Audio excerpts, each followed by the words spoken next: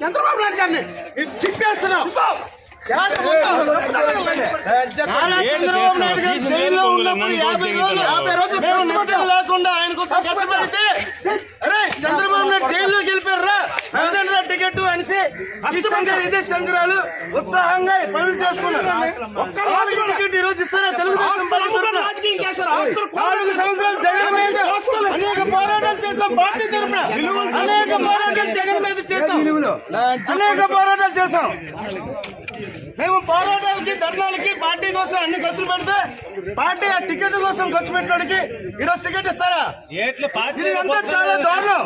చంద్రబాబు నాయుడు గారు ఖచ్చితంగా వెనక్కి తీసుకుని మళ్ళీ కొండ లక్ష్మీదేవి గారికి టికెట్ ఇస్తే 40,000-50,000 ఉత్తమ ఎమ్మెల్యే 2014 ఉత్తమ ఎమ్మెల్యేగా ఇచ్చాడు చంద్రబాబు నాయుడు గారు. ఉత్తమ ఎమ్మెల్యే ఇచ్చే ఈ రోజు టికెట్ లేకుండా ఇవ్వడం అది ఎంతవరకు కరెక్ట్? వైసీపీ వాళ్ళకి టికెట్లు అమ్ముకున్నామని చెప్పారు. ఇప్పుడు అమ్ముకుంది ఎవరు టికెట్లని? నారా లోకేష్ రాష్ట్ర పార్టీ అధ్యక్షులు.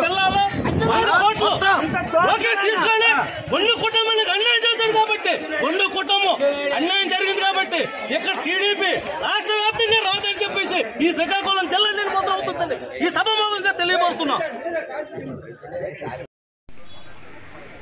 కానీ క్రమశిక్షణతో పార్టీలో పనిచేసి క్రమశిక్షణతో ముందుకెళ్లే వారికి అన్యాయం జరగకుండా ఏ విధంగా చంద్రబాబు నాయుడు